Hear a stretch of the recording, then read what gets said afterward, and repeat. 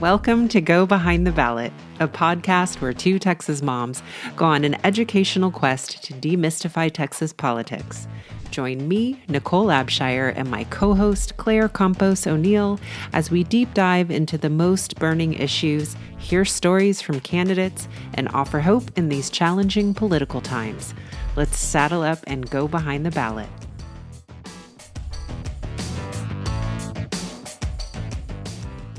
Hey, y'all. Thanks for joining us for this episode of Go Behind the Ballot. I'm Claire Campos O'Neill. And I am Nicole Abshire.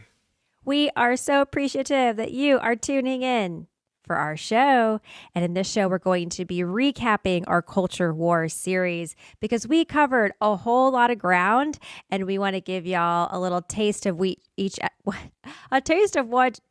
episode was about. So if you missed one, or maybe you're like, oh, I need to go back and listen to that, we'll spark that idea and you can get some really great in-depth information in those fuller episodes. But I don't know about y'all. I love a good recap. It helps me know where I've been, where I'm going, what I learned, the important points. I think it really helps just that repetition to be like, got it. This makes a little bit more sense to me. So that's what we are aiming to do in this And also for new listeners, right? If we have people who are just joining us, this would be a way to kind of get a little taste of each and then go back and really take it in. Yes, we had some incredible guests who came and we're just excited for another opportunity to highlight them and be like, this person was awesome. And so was this person. And my goodness, I didn't know anything about this because that did happen in some of our shows for me with this series. Okay, any announcements that we have, Nicole? Reminders before we get into it?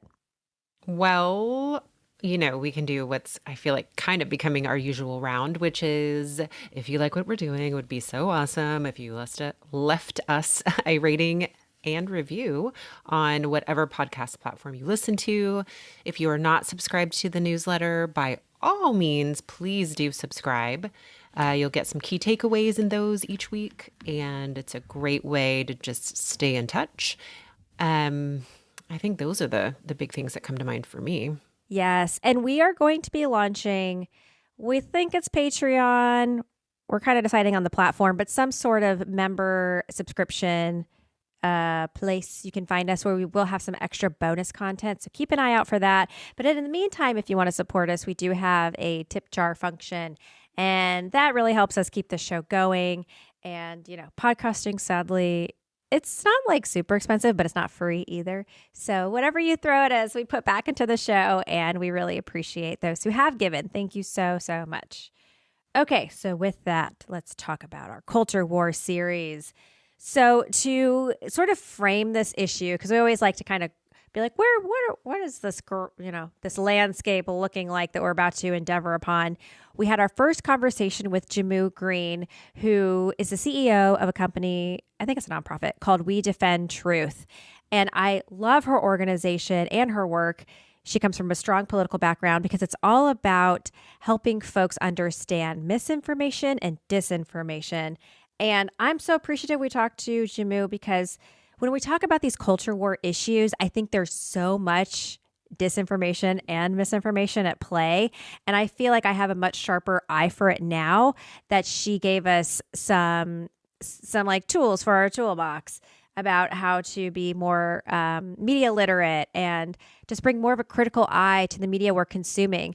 By no means does she say only you immerse yourself in the media that feels good. She's like, look at all of it. You should be going to spaces that you might disagree with. Like that's an important part of your critical thinking, process. So she was a great place to begin this journey. What are some of the things you're remembering from that podcast, Nicole? Well, I didn't even tell you this before we got on, but I challenged myself to think of like one word, maximum 2 words kind of for each episode. And for Jamu's, I said framework. And I also said critical thinking. So technically, I guess I gave myself 3 words, but you know where I'm going with this. But, I just kind of echo everything that you've already said. I think it was such a great place to start to really be mindful about what we consume and being really conscious about who's delivering the message, what could be the motivation behind it, I also really appreciated the clarity around disinformation versus misinformation because I'd heard the two words and I think, well, I know that I interchanged them as if they meant the same thing.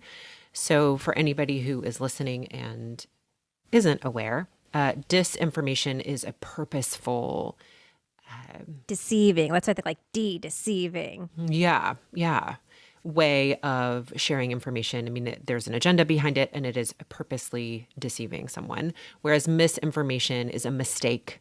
So it may be that, and I have given some misinformation on this show, certainly not on purpose, but little like name things, not anything very deep, you guys. But so anyway, I really appreciated that really basic understanding. And that's what I remember from Jamu's episode.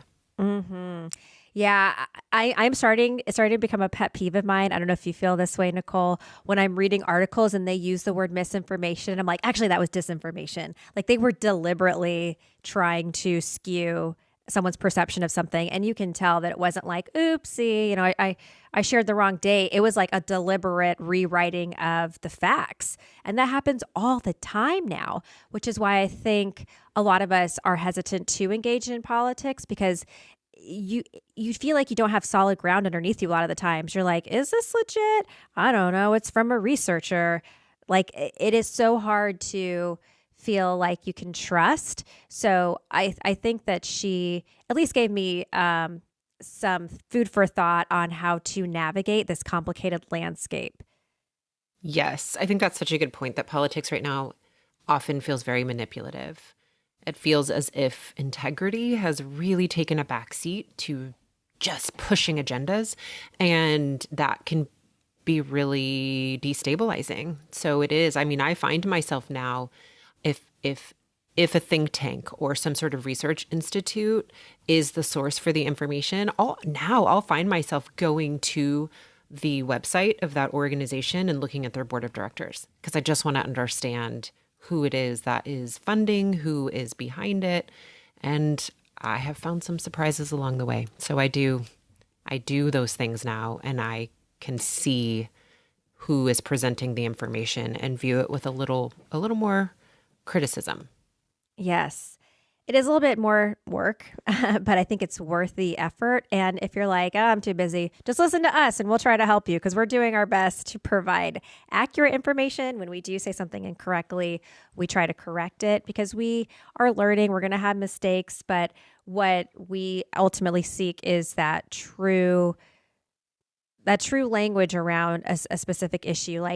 Like for anything we talked about in this series, whether it was gender identity or abortion, a lot of the conversation started with, what is this? Because I think sometimes the conversation is already further, a few steps down where they're debating the thing. And it's like, can we at least agree on the thing first? That is so critical and something we really work to do. So with that, I think we should segue into our next episode, which was with Mindy Tackett. And the reason my brain's jumping there, not because she was next, but also because you brought up think tanks and money and Mindy Tackett. You might be like, Tackett, I know that name. Her husband is Chris Tackett, who we featured on the show a few weeks back, and he helped us understand dark money in politics, specifically these two billionaires in Texas who are funding a lot of this research, quote unquote, candidates, think tanks. And he shined a light on how important it is. Super PACs, how important it is to know where this money's come from because there's an agenda behind the money a lot of the times. So Chris does the money component and Mindy really dug into the Christian nationalism component of things. Claire. Yes. Before we jump into Mindy, because let's really dive into Mindy, I just want to give a plug for Chris Tackett's social media. I know we've said this before, but I got to say it again. And he recently created this series that is amazing. You can find it on Instagram. You can find it on TikTok. I'm sure it is on his Facebook also. He lists the top 25 donors in Texas, and he shares who they gave money to. And it is a very interesting series. And this is from the most recent election in November. So it's very current information and you can draw your own conclusions. But I highly, highly, highly recommend checking that out. Yes, I love that. And you might be like, why does like money, money, money? Money is power in our political system. When I ran for office, something that I remember learning before deciding to run was that money equals communication in campaigns and communication equals votes. So money is such a critical piece of our, I don't know if I would say our democracy, I guess of our government system. So it is important that we know who's giving at these high levels because they control a lot of the rhetoric, a lot of the agenda behind what our legislators take up in their legislative sessions. So it is important that we know who's behind that money, what ideology is behind, their contributions. So money, we're always going to come back to money. All right. So Mindy Tackett. Wow. So Christian nationalism was one of those things, like a lot of these topics, like critical race theory, where you hear it and it was like, I don't really know that I know what this is. And she did a great job explaining it to us. So Nicole, I'm going to put you on the spot a little bit, but do you have a quick definition for Christian nationalism? Oh, well, I like the challenge, actually. Okay, Let's see if I can do it.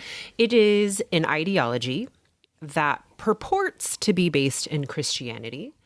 It also, oh boy, here we go. Okay. So it is an ideology that puts forth the idea that America is a nation that was founded on Christian values and therefore should continue to be guided by Christian values, and that it is our rightful place in the world as a nation to be dominant over others, and that Christianity is the natural dominant religion and value foundation of this country. That's a lot. That wasn't very succinct. I think I could get better at it. That's okay. We're doing our best, but some of the notes that I wrote down was that Christianity deserves privilege in this ideology, and that there is not a separation of church and state. So the thing that I'm so grateful. Well, but let's clarify that too, right? Right. It's that religion. Well, that the state is not allowed to interfere in religion, but religion is allowed to interfere in the state. It's that it's this weird one way sort of belief about the way it all should work. Right. Anyway. And the religion being Christianity, but even Christianity not in a very particular sense of it, in a very honestly like white nationalist umbrella. I don't know if umbrella is the right word, but white nationalists being it's just kind of a distortion of the Christianity, at least I grew up with, and what they push forward. So the thing that was important for this conversation and that I took away was that Christian nationalism is so infused in Texas politics, very much so at the state level. And again, this ties back to our conversation with Chris Tackett and the two billionaires, Tim Dunn and Ferris Wilks, who fund a lot of the elections here in this state. Their ideology is that of, I mean, this is going to get a little bit in the weeds, but Seven Mountains Dominionism, where the church is very much in control of 7 sectors, being government, church, family, education, media, and business. So it's this whole encompassing system that very much controls the lives of Americans. And we see this in a lot of the bills that are put forward at the state legislature. It's very much from their ideology. And like a particular bill I'm thinking of, and a lot of our episodes kind of feed into one another, but like the abortion bill that passed recently, which essentially restricts abortions here in Texas. You can only get one if the life of a mother is threatened. And even that's been a little fuzzy. That's from, that's very much from this ideology of Christian nationalism. So it's important to know what their agenda is and to stop and pause and ask, is this what most of us want? Because this is a representative democracy. Our democracy is intended to reflect the will of the people, but a lot of these bills and rules they want to put in place are not what most Texans want. It is this is something Mindy said over and over about power and control, and most of us just want to live our lives and have government take care of the things government's supposed to take care of. But their worldview is pretty fringe, but because there's so many elected officials who are backed by them, it's feeling more mainstream. Is that the impression you got, Nicole? Yes, for sure. And you touched on, or, I used a slightly different word, but I think this is the same meaning, which is my word for this episode was fabric, right? It just feels like the fabric that underlies so much of what we see happening in Texas. And I also wanted to back up just a teeny bit and talk about what we mean when we say it's an ideology. I feel like that could maybe be something we could define a little bit. And you can tell me if you agree with this, Claire, but by ideology, we mean, it's a set of beliefs and ideas and it's strict, especially in the case of Christian nationalist ideology. It's very strict and it does not allow for sort of questioning. It rarely allows for nuance. And what we see happening, particularly in Texas, is that it's very binary. It's like you believe and you do it. And if you don't, you are the enemy. And I feel like we see that theme play out a lot. And that's something that's going to keep coming up in these culture war episodes that we're going to continue to talk about, is that underneath what's happening here in Texas is this Christian nationalist ideology that is very strict, that is very, I don't know. I would say it's very counter to our true founding because they want to blur the lines between church and state. Whereas in the founding of this nation, it was very much about a separation, about the freedom to choose your religion. And we see more of that blurring. And an example that Mindy gave was the In God We Trust bill that I think In God We Trust has to be displayed in public government buildings. Is this right, Nicole? I don't know if it has to be, but it can be. Maybe it can be. Yeah. And the idea behind that is might be like, oh, well, it's in God we trust. It's in our money. But it's again, retooling this narrative that we're a Christian nation founded on Christian principles when we're not. I mean, that is not the way the founding fathers intended for our government to function. So they're trying to slowly roll back this true story of our founding. The other example that we're seeing a lot right now is book bans. We're seeing a lot of schools having to pull books out of their classrooms because they might have pornographic material, and there's a lot of fuzziness about what is permissible and not permissible, and it's based on their idea of what's I don't know, what's good and what's not good. Instead of like historically what we have deferred to the professionals on, our librarians, our teachers. Yes, there's a lot of replacing people who have, God, this is another theme, right? We're going to see this again and again. There's a lot of replacing experts, people who have made it their life's work to be experts in certain, functions of society, replacing that with this ideology that this is supreme, this is what should guide all things.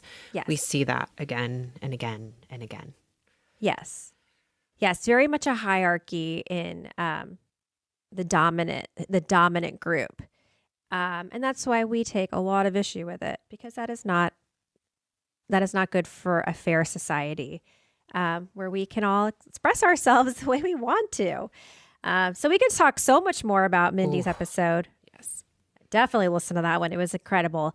But for the purpose of time, we will move on to our next one, which was a two-parter episode because there was so much incredible content about gender identity where we spoke with Ash Hall. Okay, so gender identity. I learned a lot in this one. Just about just misconceptions I had, especially with transgender. I'll just share, I had this idea that transgender is about transitioning to a destination. Like maybe you're transitioning from male to female and that's where you end. And Ash helped me realize that actually sometimes you stay in that non-binary. And I'm like, oh, you can do that? I don't know that. So that was just good to realize. But that right now in our state, we are not seeing a celebration of differences. We're seeing a lot of suspicion, a lot of antagonism towards folks who don't fall into this binary, like male or female. This middle space is very uncomfortable for our legislators. So we're seeing these bills that are saying you can't be there. And if you are there, there's something wrong with you. Nicole, I feel like you should take over more on this one because you like really understand these consequences that are coming out from these really discriminatory bills and policies. Yes. And this is ever evolving, right? I just saw something last night that I'll wind up talking about. But my word for these episodes was curiosity. I think my hope, my dream is that more people would be curious. And instead of just sort of ingesting and digesting a particular narrative, that people would be more willing to ask questions and be curious. What does it mean to be queer? What does it mean to be under the LGBTQIA umbrella? What does all of that mean? And instead of drawing conclusions, first be curious. And so I just feel like that's a really good starting place. And I know that for people, this can be deeply uncomfortable. It challenges a lot of the most basic things that we were taught or just that we sort of absorbed as we were growing up. But it is really important, I think, that we make the effort to understand each other. And especially in this time in Texas, when there are multiple bills that have been filed that aim to essentially, I mean, if I'm going to be honest about it, and of course I must, legislate away the existence of people.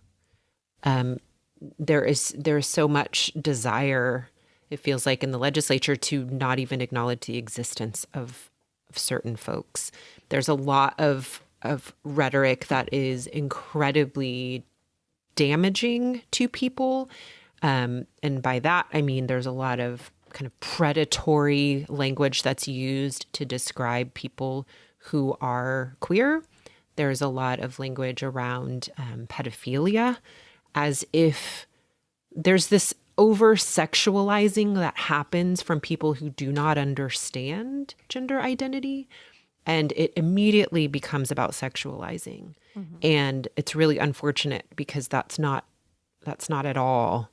I'm not saying that there isn't sexuality that is involved. Of course, that's a part of the discussion, but it's a minor part of the discussion. And honestly, it's private. And I don't even think that most people, that's where they would start when they talk about queer identities and gender identity. So I think for me, the real struggle too is the real attack that is happening on kids, right? This isn't just staying in an adult arena at all. We already know that kids who are gender nonconforming are not allowed to play sports of the gender that they identify as. That's already happened for kids. Right now, we know that there's legislation that's been proposed that would disallow gender affirming care, which you'll hear in the episode can be as innocent as just socially transitioning your child, allowing them to use another name, allowing them to dress in the clothing that they feel best represents their identity, which allows the state then to come into families and potentially remove children. So it's a really frightening time. There's also apparently legislation that's been proposed that if you have a Y chromosome, that you are designated male, which is just wild. So there's a lot to learn. There's a lot to be curious about. And unfortunately, the state of our current legislature, there's also a lot to be frightened about in terms of what they're considering. Mm-hmm. Yeah. And I would say when you're curious, maybe ask yourselves, are these bills pulling us together or are they driving a wedge between us? And us, I mean like us as Texans, us as citizens of the United States. Like, what is the intention behind this? And I would err on the side of let's have bills that build us up, bring us together.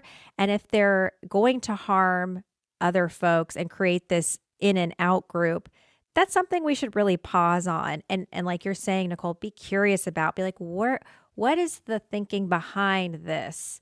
Behind saying these children can't play in this sport. Who does that harm? Who does that benefit? And even if it harms a small group, it still harms them. And we know that transgender youth have such a high risk for suicide that we really have to be particularly careful with these children collectively. I mean, another big theme I think of this series is I would say this call to return to collectivism, that we're all responsible for one another and the politicians we vote for and the bills they put forward, because it personally impacts people. And I would love to see bills that impact us positively, not negatively. So there is a lot that I'm learning in this realm for sure. And I'm just grateful Ash spoke with us, at least gave me a better way to kind of frame my thinking. And it's just a shame that so much of the political oxygen right now is spent towards talking about transgender issues and pronouns and things like that harm Texans. So I'm glad I know more about this. And the more I know too, the more I get upset, because I'm like, I don't feel like a lot of these bills are put forward in good faith. Like something we even talked about with Ash was intersex folks, like folks who were born with both male and female organs. It's like, what about them? Like sexuality is complicated. It's not as clean as you want it to be. So let's talk about that. Like, why are we trying to exert this, what feels like power and control? So, Yeah, it's a huge distraction when I think we can all acknowledge that there are collective problems that need to be addressed, and this just doesn't feel like it, right? right. Yeah. Yeah. There's a lot of things that should be front and center, but this is what is taking a lot of oxygen again in our current state legislative session. So pay attention to it. It is impactful. It does matter, and we encourage y'all to just be aware of it as a great place to start, and then perhaps you decide to take that to like a level of advocacy. So check out those 2 episodes. They were incredible, and the minis were great too. We talked more about like the difference between sexuality and gender expression and gender identity, because they are different. Nicole helped me understand this.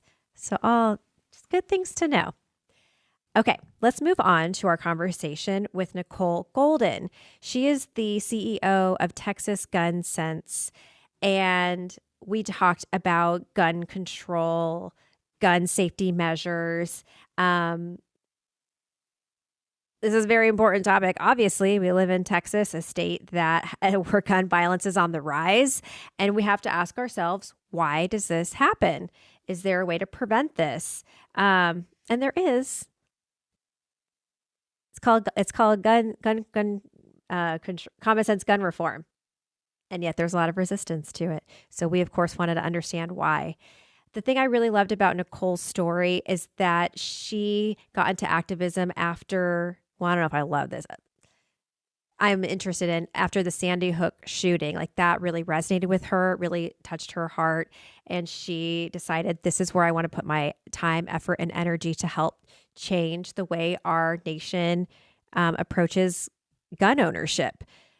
I can definitely identify with that. You know, Uvalde happened not that long ago where many children were murdered. And now that I'm a mom, like I can feel that different state of mind, because it's like you put yourself, you feel closer to that person's position, to those parents who lost their kids, and you're like, that should never have happened to them.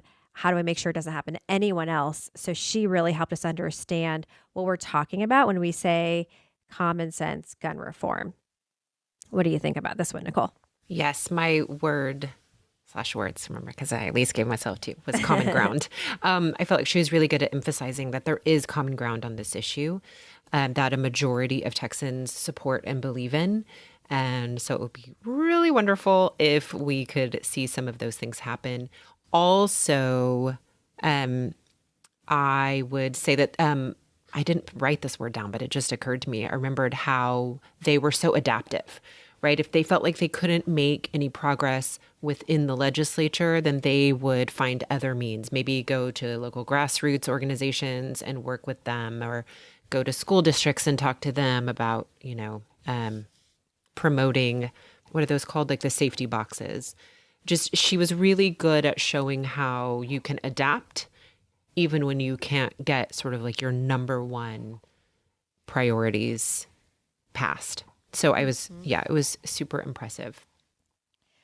Yes. Well, and the thing I remember is the fact that she said the rate of gun violence has been increasing.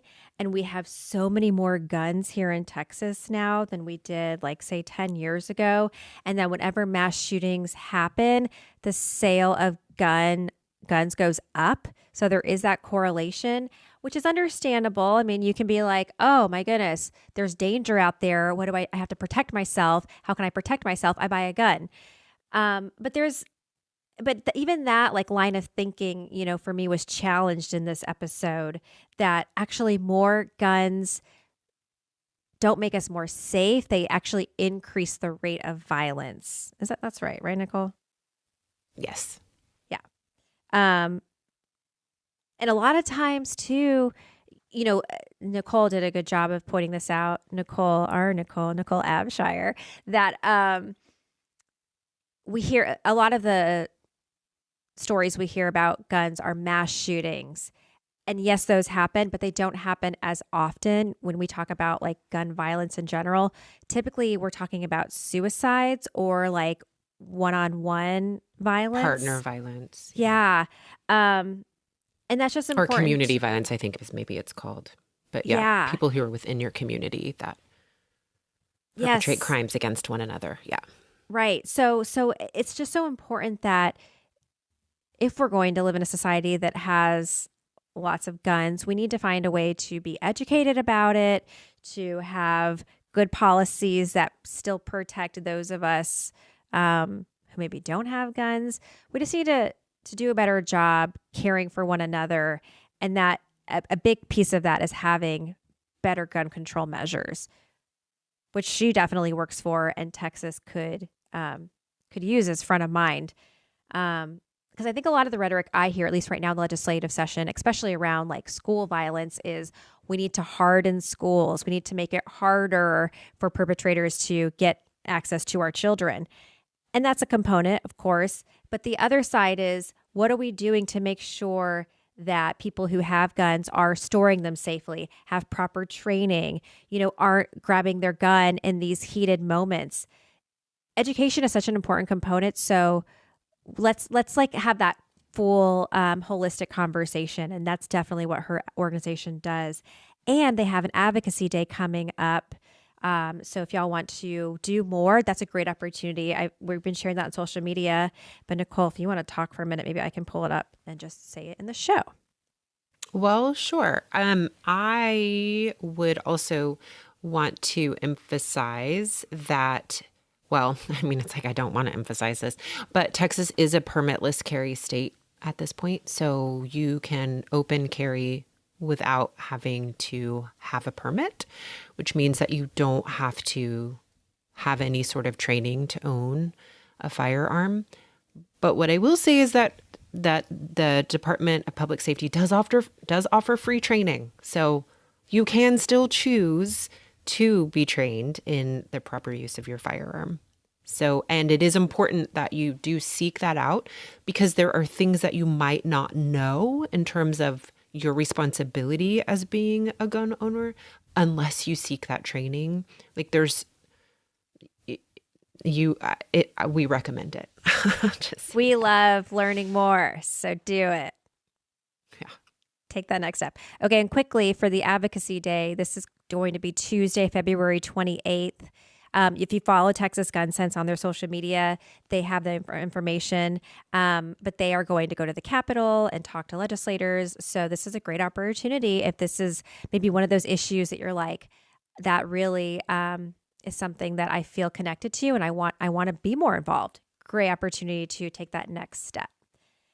Okay, let's move on to our next episode, where we talked about immigration, and we interviewed Oriel Garcia, who is a reporter with the Texas Tribune. Uriel was a really fascinating person to talk to because, well, he shared with us in the episode that he is an immigrant. He was brought here to the U.S. From Mexico when he was 1 year old. Now, it was a good reminder. Nicole asked this, like, can we talk about that? And he was like, oh, I prefer to highlight the stories of the people I write about because Nicole and we're not journalists. So we're like, oh, we love the personal. Let's dig in more there. But we have to remember that some people, they like to put the spotlight on others. And this is what very much informs Uriel's writing. So it was also interesting because he lives in El Paso. He lives on a border town, and he was able to tell us what that experience is like living on a border town. I think we have this idea, or some in the media create this idea of the border being chaotic and crazy and dangerous.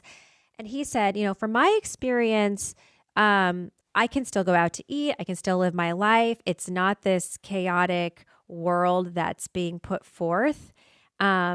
And I don't know that that's to say that's the experience across the border. The other thing I thought about, Nicole, was we went to this Texas Tribune event where they were talking about previewing the legislative session, the upcoming session, and they had a panel on immigration.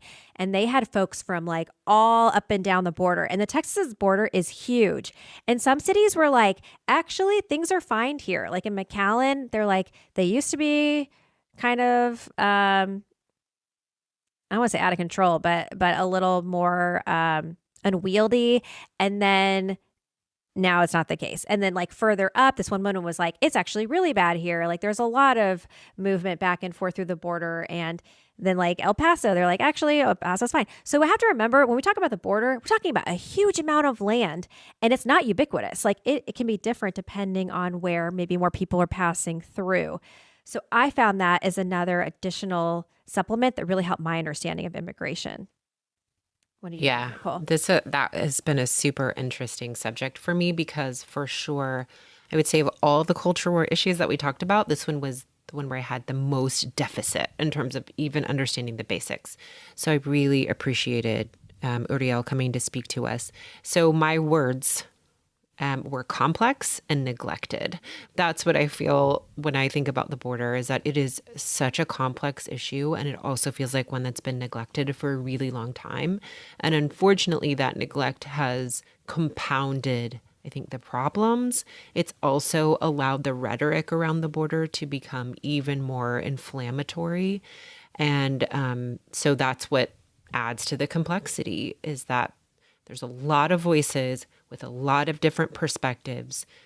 There's a lot of truth in the things that people say, and that just makes it really a very heightened conversation. For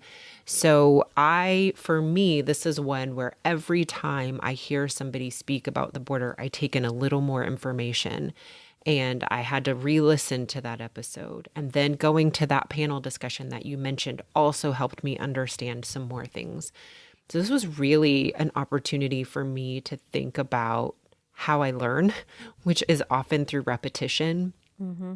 And I've had to just keep learning, keep reading articles, and maybe talking about the different issues at the border. The first time I read it wouldn't have made much sense.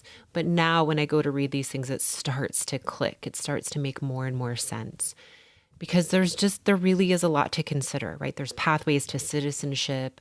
There is the reasons why people come. There's the access to those pathways to citizenship.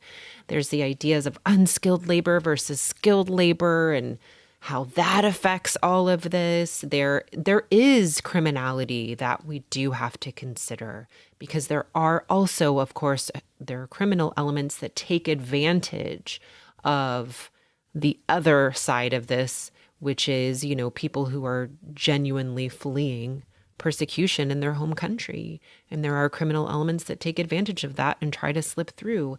So there is a lot to think about. And it's worth the investigation because this is something that we've ignored as a society for too long. And it's just become this political football, but hopefully we will start to see some forward movement. Absolutely.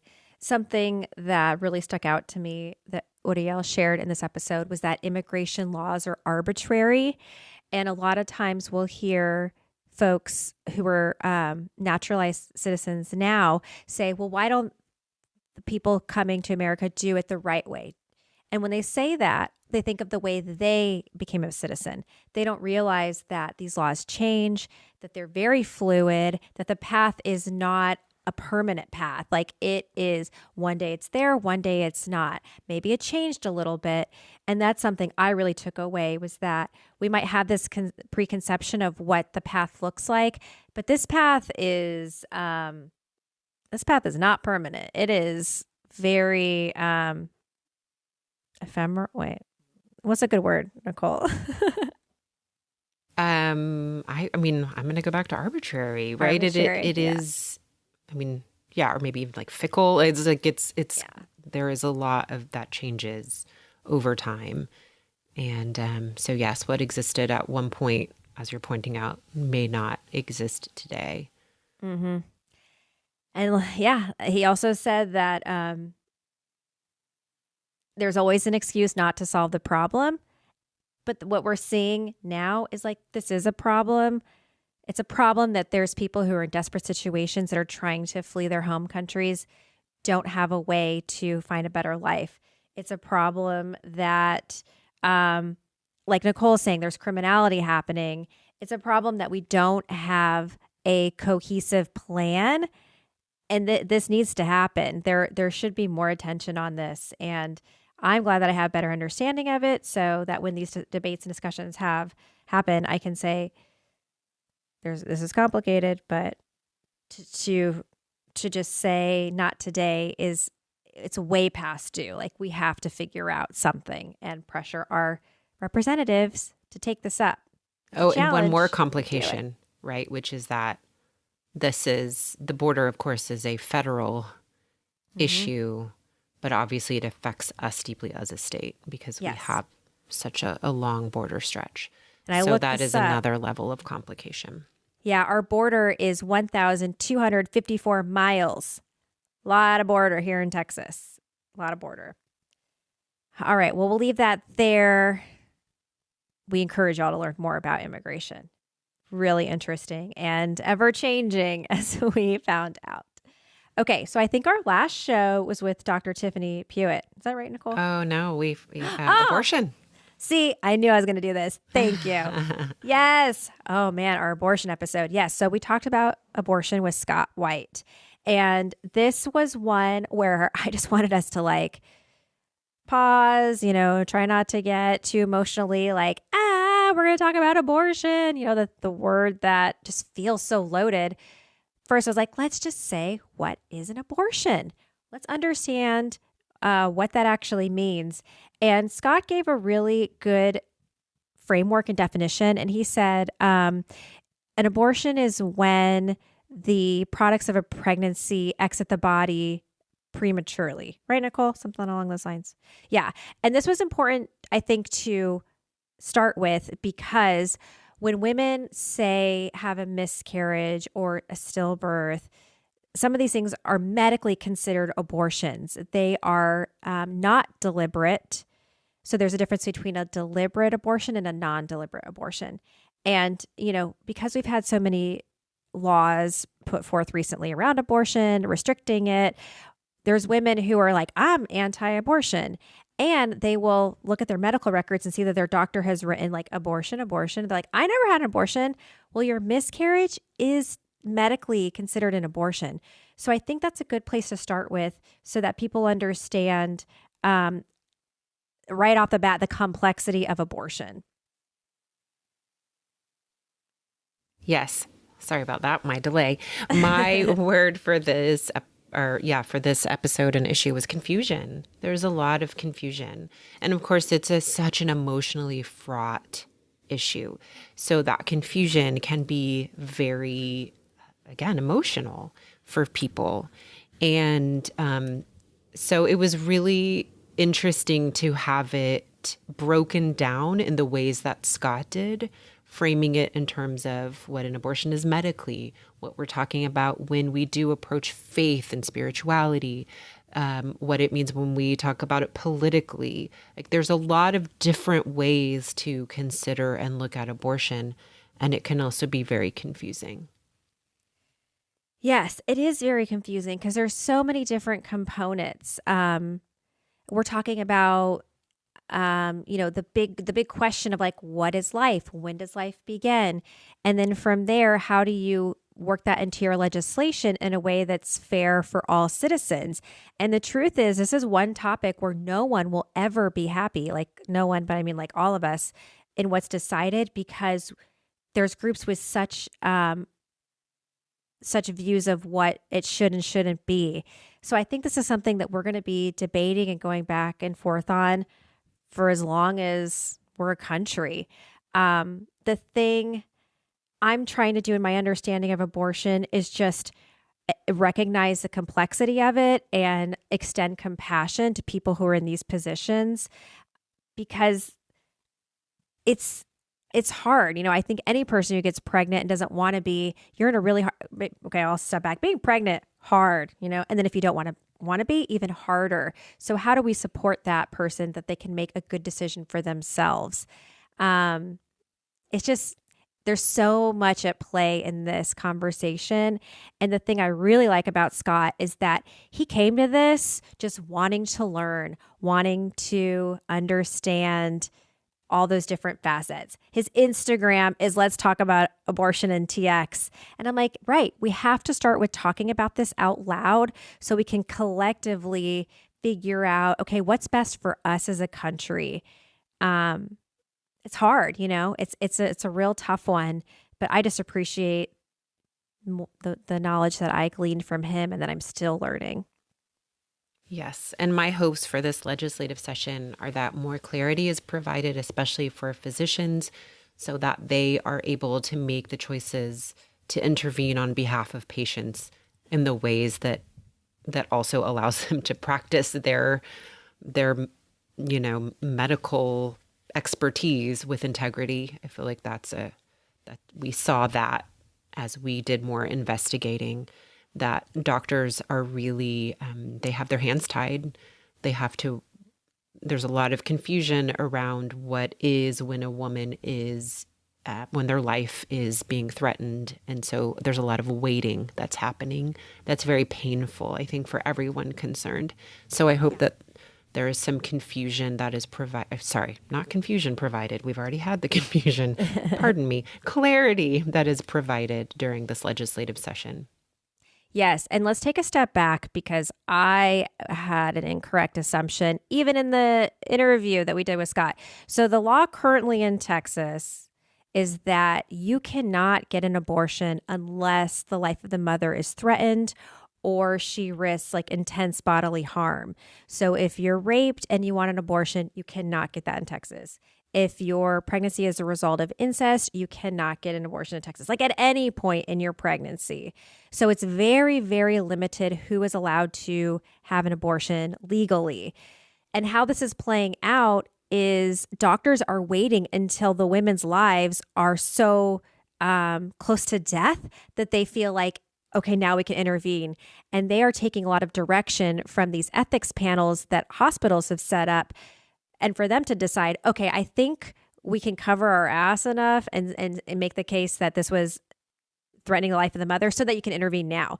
And there's so much suffering happening from folks who want to carry out their pregnancies, but know that they're not going to be able to deliver a healthy baby and their health is being impacted by it. So lots of, I don't know if they're intended or unintended consequences, but lots of consequences from these fuzzy bills. And like Nicole's saying, we need more clarity. We need more, it needs to be clearer because it's not fair to Texans who are bearing the brunt of these bills. Yes. No matter the size of the population, if we can provide relief for people, we ought to provide relief for people. Mm-hmm. And I guess the last thing I'll say is in our conversation with Scott, a lot of this falls back to this question of life. When does life begin? The life of the unborn child. But I kept thinking, what about the life of the mother? There's two lives at play. And I feel like our bills now, the mother, the pregnant person is taking the back seat. And I am really concerned about that. I'm just concerned about that. And I wish that legislators would also be very concerned about how are we impacting the people who are asking to carry these pregnancies. We need to make sure that that their lives aren't in jeopardy. So Absolutely. important stuff. Okay, last one. So for our final episode in our Culture War series, we spoke to Dr. Tiffany Pewitt, who explained to us what critical race theory is, because we hear so much about critical race theory today. And it's one of those things where I think there's tons of disinformation and misinformation happening around it.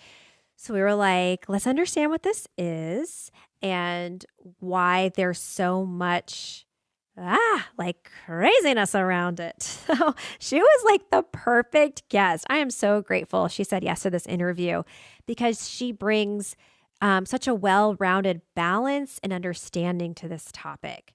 So Nicole, you want to take on the challenge of what critical race theory is? Let's see how I do.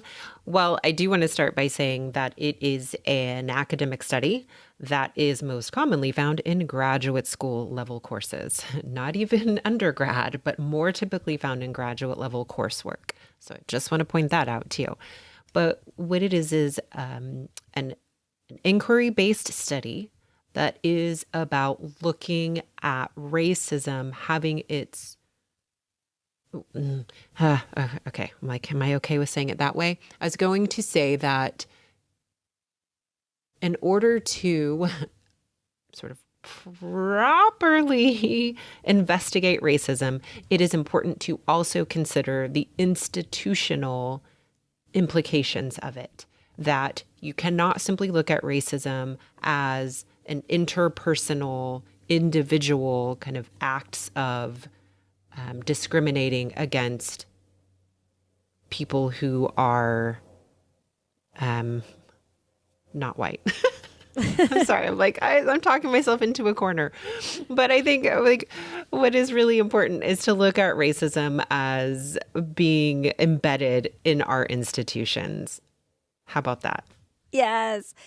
We are the students trying to articulate what our teacher told us. So of course, go back to the episode if you want a very concise definition. Oh, please do. But that was great, Nicole. I wrote down CRT centers on the idea that the real power of racism is structural. So again, this idea that it's a structural versus individual understanding of racism and power structures, and I'm even thinking now even the world. Recognizing that structural component and how critical that is to changing our world for the better, I would say, is what critical race theory was trying to do, was trying to look at the world and say, there's so much inequity, there's so much that we can't change, like, but what is it that's holding us back? And I think their conclusion was the structures in place. And I think specifically they were looking at the legal system. So challenging the structures that we live with, that are kind of the air we breathe. And the thing I appreciated about CRT is that for me, it felt like it took this pressure off me, like individually, off the individual to like correct all these wrongs. It's like, okay, like I could never do that. It's too big of a mountain to climb. But if it's a collective effort, a collective movement, then we can start to see real change happen for the better. Now, there's been a lot of resistance to this. There's a lot of bills that have been introduced to kind of squash this idea of thinking systemically because it feels very threatening. Is that the impression you got, Nicole? 100%. I also think it's interesting, Claire, I just like, this is so minor, but it's just something that I'm thinking about. So let's see if I can get it out coherently, which is that I think that you just spoke of critical race theory as sort of in a solutions-minded kind of way. But I think what's interesting to maybe think about is that it isn't actually solutions-minded, right? It is just an area of study. What people do with the knowledge that they gain in that area of study might be very solutions-based, might be challenging structures and institutions. But I think that it's important for us to maybe just like start thinking about this move, we see it here in Texas a lot, to challenge, really attack ideas. Mm-hmm. So it's not even like they're already sort of like preemptively striking because they know that knowledge is power. And that when people start to learn certain things and gain knowledge, they do then tend to want to come up with solutions, make change for the Right. better. But CRT isn't like, it isn't solutions based. Like, it isn't prescribing how we solve the problem. It is simply asking, what's the problem? Right. No, I'm glad you made that distinction because I think, and this is why our episode, Dr. Tiffany Pewitt, was so great, that we just sort of stopped on it and let it be.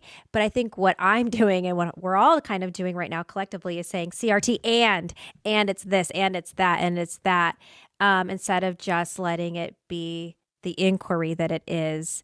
We're taking that next step, which I just did.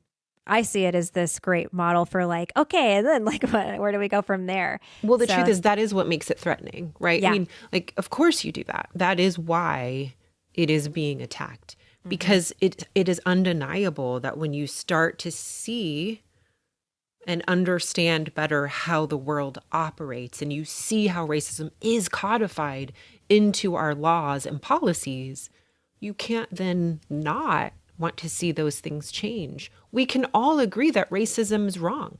Who's going to tell you that racism isn't wrong? Anybody will. And so that is sort of the next way of dealing with racism in a really effective way. And Mm-hmm. so that is unfortunately threatening to some. Absolutely. Yes. She also helped us understand some of the bills that were passed in the last session that weren't explicitly called CRT bills, but were sort of informed by that ideology, specifically House Bill 3979 and Senate Bill 3. I think it was Senate Bill 3. And these were bills saying that,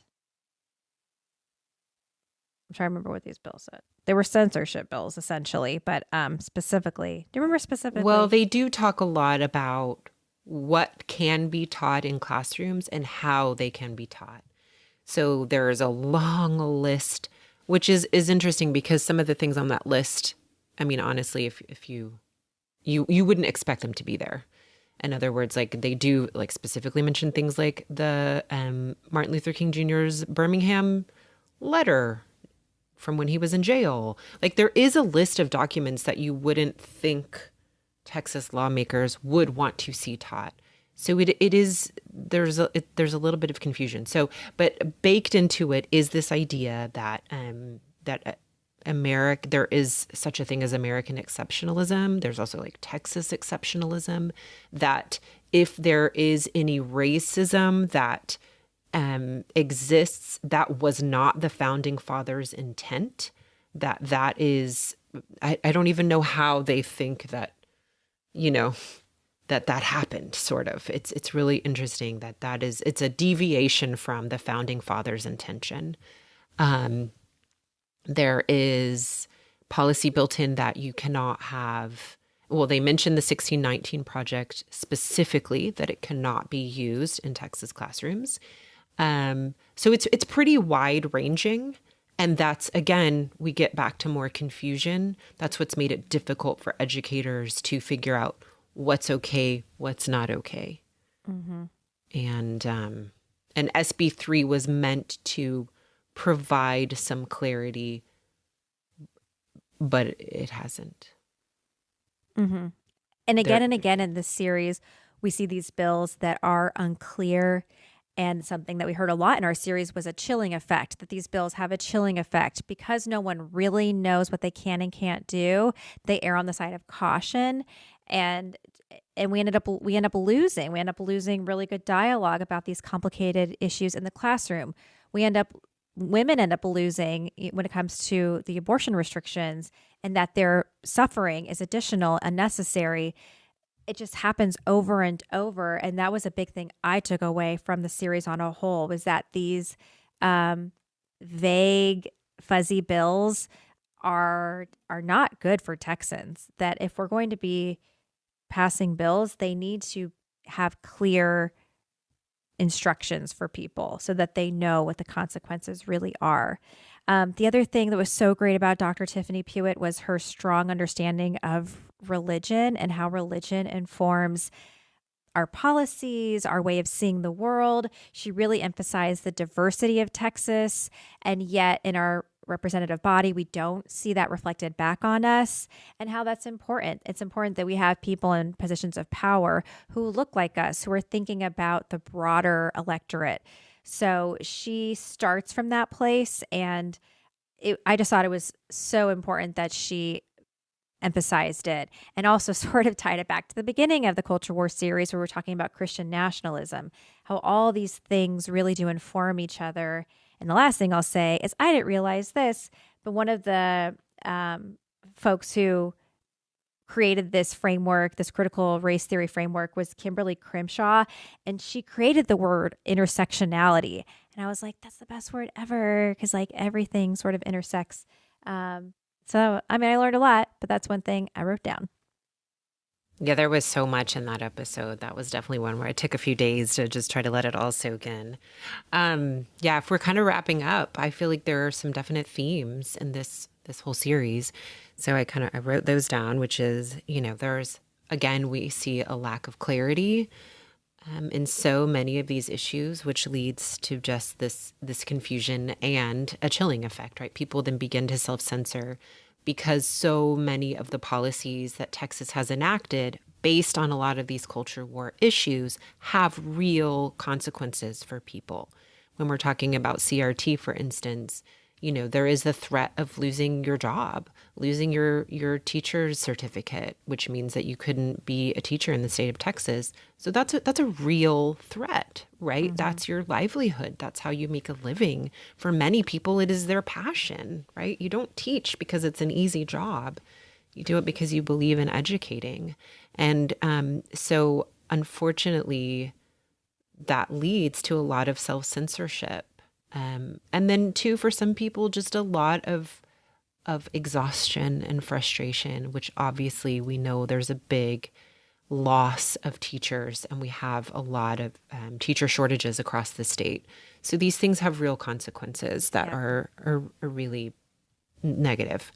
Another just theme from this whole series that I noticed is this sort of also like this refusal, it feels like, for the lawmakers who create these policies to acknowledge the consequences and then Mm-hmm. deal with those consequences.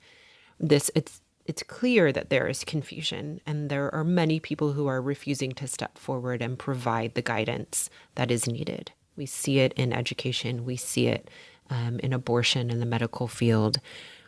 We see it in gender identity. There's a lot of the refusal to acknowledge the harm that is created in the confusion. Mm-hmm. Yeah, there was a lot of ground that we covered, and I think it was so important and timely because Texas is currently in its 88th legislative session, where they are passing new bills that might make things better for Texans or worse. So we need to pay attention to these things. And I think for me, it just starts with awareness and understanding. And then when these bills come up, I have a better framework for, okay, so how is this going to impact things? And hopefully we helped, lay some more of that ground for y'all. We definitely learn from our listeners. So if you have great articles that explain things in an easy to understand way, share them with us, because we are on this learning journey and we want to bring y'all along with us. And we're just curious, what is still resonating? What do you want to know more about? I'll just preview and say real quickly that our next series is going to be about food insecurity in Texas. So keep an eye out for that. But there's politics, it touches everything. It's about power. It's about who has power, who doesn't have power. So we'll always have great material, and things will change as we learned with immigration. A lot of things are changing. Yes. Oh my goodness gracious. It's going to be really interesting to see how things continue to unfold.